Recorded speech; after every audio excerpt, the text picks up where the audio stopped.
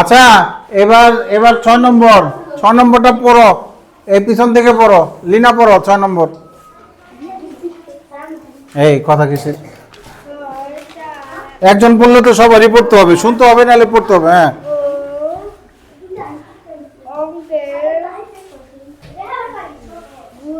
আমার ভালো student school কামাই দিতে দিতে এখন রিডিং সাবলীল ভাবে পড়তে পারছে না। মেঘলা পড়ো।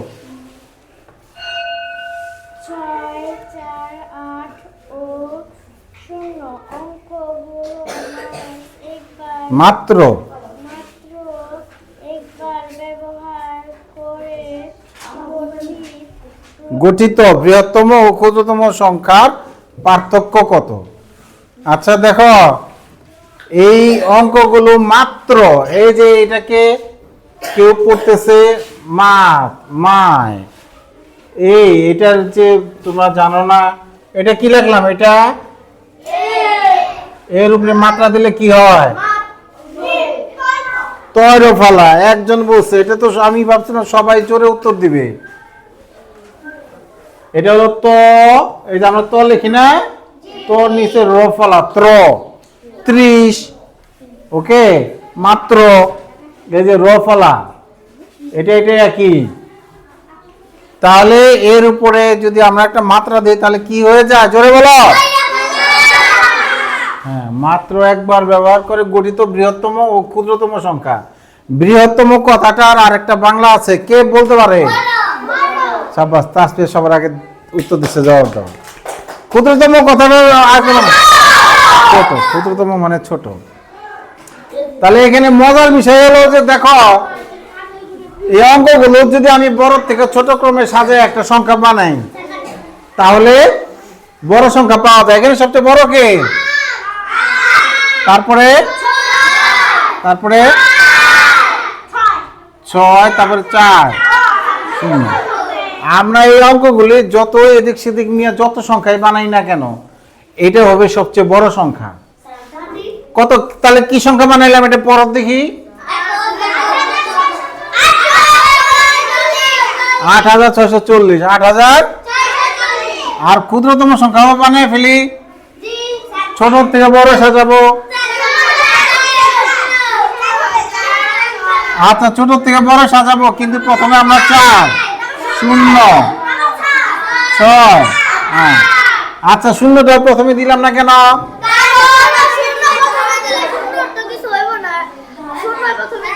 আচ্ছা, প্রথমে দিলে 0টা সার্থক অঙ্ক হয় না, বাদ পড়ে যায়। হ্যাঁ, ঠিক আছে, 0-এর ব্যবহার থাকে না।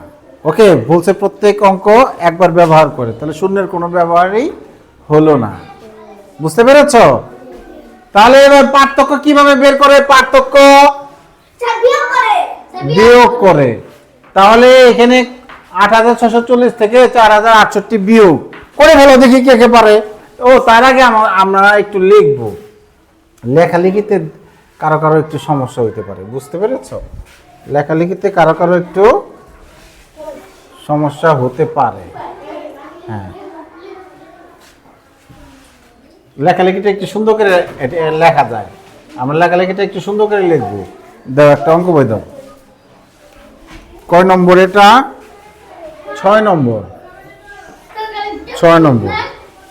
তাহলে বৃহত্তম সংখ্যাটি আরো বড় করে লিখলে লেখা যায়, অঙ্কগুলো একবার ব্যবহার করে গঠিত বৃহত্তম সংখ্যাটি। আমরা সংক্ষেপে লিখি, বৃহত্তম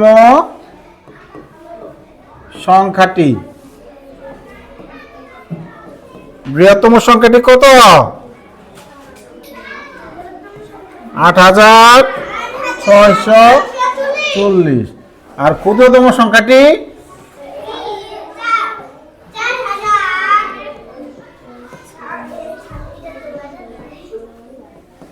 ক্ষুদ্রতম সংখ্যাটি 4068। পার্থক্য বের করতে হলে আমরা কি করব? সবাই জোরে বলো, পার্থক্য কিভাবে বের করে? তাহলে আমরা এবার বিয়োগটা করে ফেলি। এই বিয়োগ কে পারবে? অনেকেই পারবে। তোমরা বিয়োগ পারো না? আচ্ছা, বোর্ডে এসে কে করতে পারবে? পিছন থেকে নাদিয়াকে নিয়ে আসি, নাদিয়া আসে।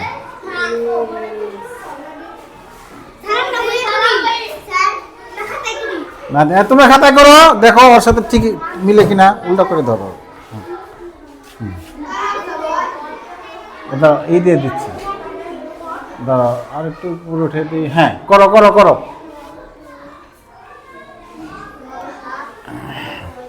আচ্ছা এটা কি বিয়োগ হয়েছে? মন নাই? আচ্ছা আচ্ছা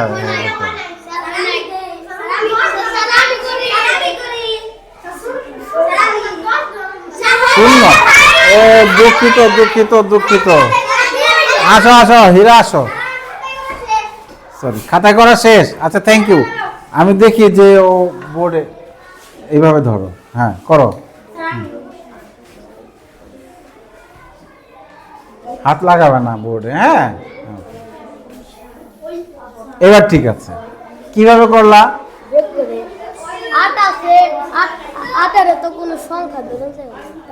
না শূন্য ছোট হয়, এই জন্য এটাকে আমরা 10 মনে করলাম। হাতে 1 পাশে 1। Good Tasfia, thank you. তাহলে 10 থেকে 8 বিয়োগ করলে 2।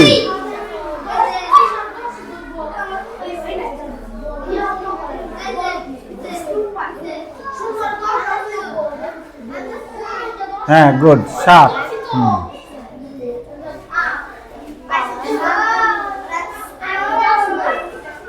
5 গুড।